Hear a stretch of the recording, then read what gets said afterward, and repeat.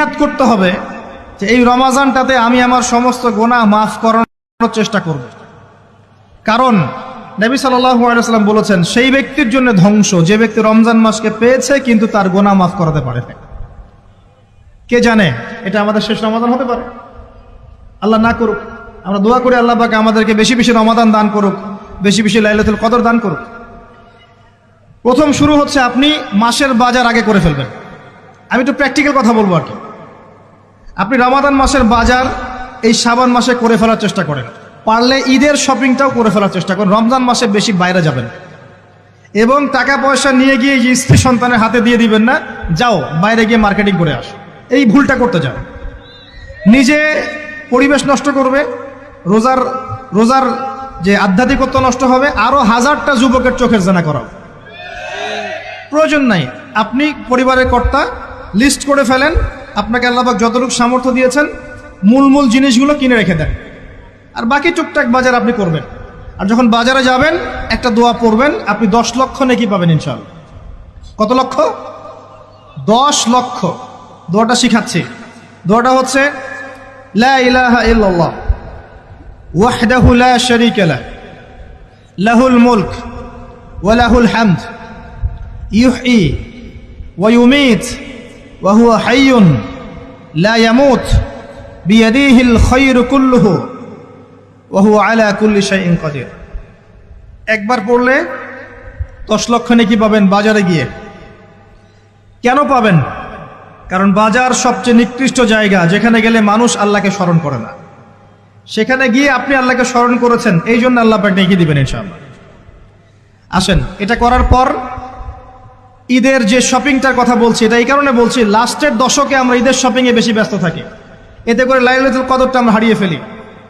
লাস্টের দশক আমরা হয় ইতিকাফ করব, না হলে বাসায় নামাজ পড়বো, পরিবার বর্গকে নিয়ে রাত জাগবো।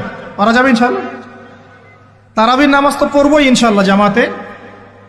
এবং আপনি 20 পড়েন আর 8 পড়েন, আপনি নামাজের কোয়ালিটিটাকে ভালো করার চেষ্টা করেন, নামাজের কোয়ালিটিটাকে বেস্ট করেন। ধীরে ধীরে তেলাওয়াত করেন, ধীরে ধীরে রুকু সেজদা করেন, নামাজটাকে এনজয় করেন, সময় নিয়ে, টাইম নিয়ে, 2 ঘন্টা সময় লাগুক, 3 ঘন্টা সময় লাগুক, এনজয় করে নামাজ পড়েন। আল্লাহ পাক তৌফিক দান করুন।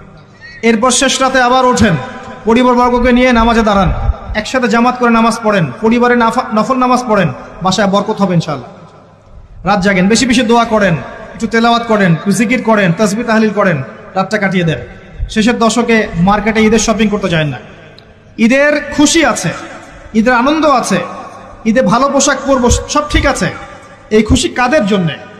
কদ আফলাহা মান তাযাক্কা ওয়া যাকারা ইসমা রাব্বিহি ফাসাল্লা। কার জন্য ঈদের খুশি? যে ব্যক্তি রমজান মাসে আত্মশুদ্ধি অর্জন করতে পেরেছে, রোজা রেখেছে, যাকাত দিয়েছে, নামাজ পড়েছে, লাইলাতুল কদরে রাত জেগেছে, তারাবি পড়েছে, ইত্যাদি ইত্যাদি।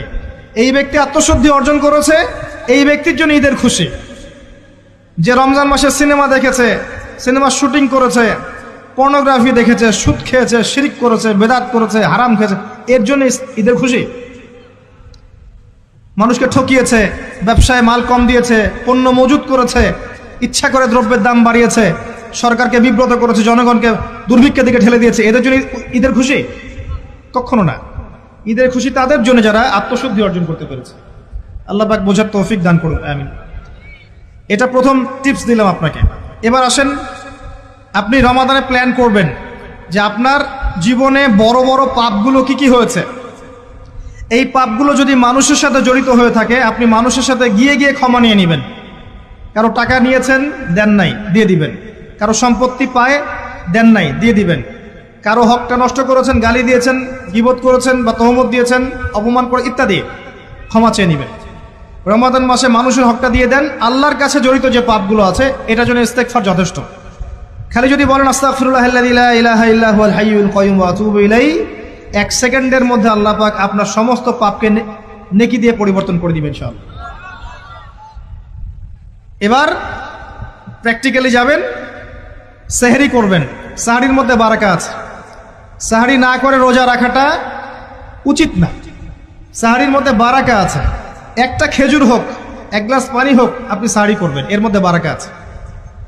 এবং সাহরির সময় এমনভাবে খাবেন না যে এটা আপনার জীবনের শেষ খাওয়া। কথা বুঝতে পারছেন? এত বেশি আইটেম করতে যায় না। এত বেশি ভোগবিলাসী হয়ে গেলে রোজার আধ্যাত্মিকত্ব থাকবে না। সেহরিতে অল্প খান, যদি খেতে হয় পেটের 3 ভাগের 1 ভাগ খান, 1 ভাগ ফাঁকা রাখেন, 1 ভাগ আপনি পানি দিয়ে পূর্ণ করেন। এখনকার কিছু তথাকথিত আশেকে রসুলের মতো হতে যায় না, যাদের ভুঁড়ির জ্বালায় চেয়ারে বসতে পারে না, এই কাজ করতে যায় না। এটা মুসলিমদের শোভা পায় না। আমরা পরিশ্রমী জাতি, কর্মঠ জাতি, আমাদের এইসব শোভা পায় না। এটাও শেষ জামানা হাদিসে আছে। কি নাই আসলে, শেষ জামানে এক শ্রেণী মানুষ বের হবে যারা হবে সাকিল, একদম উড়িওয়ালা, ঠেস দিয়ে বসে থাকবে আরাম করে, এবং বলবে যে কোরআনে যা আছে আমি তাই মানি, হাদিসটা আমি মানি না, ইত্যাদি। আসেন, সাহরির পরে রোজা রেখেছেন, 5 ওয়াক্ত নামাজ জামাতে পড়ার চেষ্টা করে। খুব সিম্পল জিনিস, খুব বেশি কিছুর দরকার নেই আমাদের। 5 ওয়াক্ত নামাজ আপনি জামাতে পড়ার চেষ্টা করেন। বাসার থেকে ওযু করে বের হবেন, প্রত্যেক পদক্ষেপ হাঁটবেন, আপনার একটা স্টেপে একটা করে গুনাহ মাফ হবে, একটা নেকি লেখা হবে, মর্যাদা বাড়িয়ে দেওয়া হবে। একে 10 দিয়ে গুণ করা হবে, রমজান মাসে আরো 70 দিয়ে গুণ করা হবে ইনশাআল্লাহ। ফজরের নামাজটা জামাতে পড়লেন, নামাজটা জামাতে পড়ার পর আপনি বসে থাকবেন, কিছু সময় জিকির আজগার তাসবিহ তাহলিল করবেন। পারলে 1 পারা করে কোরআন তেলাওয়াত করবেন। রমাদান মাসে প্রত্যেক দিন 1 পারা করে কোরআন তেলাওয়াত করার চেষ্টা করবেন। 30 দিন 30 পারা, রমাদানে অ্যাটলিস্ট একটা খতম পারা যাবে, অ্যাটলিস্ট একটা খতম চেষ্টা করা যায় না ইনশাআল্লাহ। ফজরের নামাজ হয়ে গেছে, আপনি কোরআন তেলাওয়াত করেন। 1 পারা পড়তে সময় লাগবে আধা ঘন্টা, 40 মিনিট, কারো 1 ঘন্টা। এরপর সূর্য উঠে যাবে, উঠে গেলে পরে আপনি 2 রাকাত ইশরাকের নামাজ পড়বেন, নামাজটা পড়ে বাসায় যাবেন। আল্লাহর নবী বলছেন সাল্লাল্লাহু আলাইহি ওয়াসাল্লাম, আপনার আমল নামায় একটা কবুল হজ, একটা কবুল ওমরার নেকি লেখা হবে ইনশাআল্লাহ। এবার রেস্ট করেন, বাসায় গিয়ে রেস্ট করেন। যখন ঘুমাবেন তখন ঘুমের সুন্নাহগুলো আদায় করেন। সূরা ফালাক নাস ইখলাস পড়েন, ফু দেন, দিয়ে গা মাসাহ করেন, আয়াতুল কুরসি পড়ে ঘুমান, ঘুমের দোয়া পড়ে ঘুমান, ঘুমটাও নেকি হবে ইনশাআল্লাহ। এরপর হয়তো আপনি কাজে যাবেন, চাকরিতে যাবেন, বা ব্যবসায় যাবেন, বা আপনি শিক্ষাক্ষেত্রে যাবেন, ইত্যাদি ইত্যাদি। যে ক্ষেত্রেই যান না কেন আপনি মনে রাখবেন আপনি রোজাদার। যে ক্ষেত্রেই যান আপনি মনে রাখবেন আপনি রোজাদার। আমি কারোর সাথে এখন ঝগড়া করতে পারবো না, কারোর সাথে এখন মারামারি করতে পারবো না, আমি কারো গীবত করতে পারবো না, আমি মিথ্যা বলতে পারবো না, আমি মাপে কম দিতে পারবো না, আমি জনগণকে ঠকাতে পারবো না, আমি রোজাদার। এটা মনে রাখবেন। এটা মনে রাখলে পরে দেখবেন ইনশাআল্লাহ তাআলা আপনি আল্লাহকে পাচ্ছেন, আল্লাহর মারিফত পাচ্ছেন। খাচ্ছি না আল্লাহর ভয় না, পানি পান করছি না, স্ত্রী সহবাস করছি না, কার ভয়ে? আল্লাহর ভয় না। এত কঠিন কাজ করার পরেও রোজার নেকি পাওয়া যাবে না যদি রোজা রাখা অবস্থায় আমি মিথ্যা বলি, মাপে কম দেই, গীবত করি, সুদ খাই, জেনা করি, ইত্যাদি। নবী সাল্লাল্লাহু আলাইহি ওয়াসাল্লাম বলেছেন সেই ব্যক্তির পানাহার ছেড়ে দেয় আল্লাহর কিচ্ছু যায় আসে না, যে ব্যক্তি রোজা রেখে অশ্লীল কাজ করেছে। মা বোনদেরকেও বলবো, রোজা রেখে যদি বেপরদায় চলেন রোজার কোনো দাম নাই। রোজা রেখেও যদি এমন কাপড় পরে চলেন যেই কাপড় পরা না পরে একই কথা, ঢাকা শহরের ফ্যামিনিস্ট মেয়েদের মতো জিন্স আর গেঞ্জি পরে ঘোরেন, রোজা রাখা না রাখা আপনার একই কথা। এটা রোজা হয়নি, উপবাস হয়েছে, উপবাস।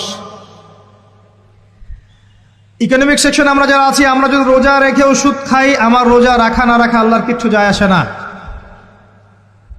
আমরা ধর্মীয় ক্ষেত্রে যারা আছি, জানা অনুযায়ী আমল যদি না করি, দিনকে দুনিয়ার স্বার্থে ব্যবহার করি, আমাদের রোজা রাখা না রাখায় কিছু যায় আসে না।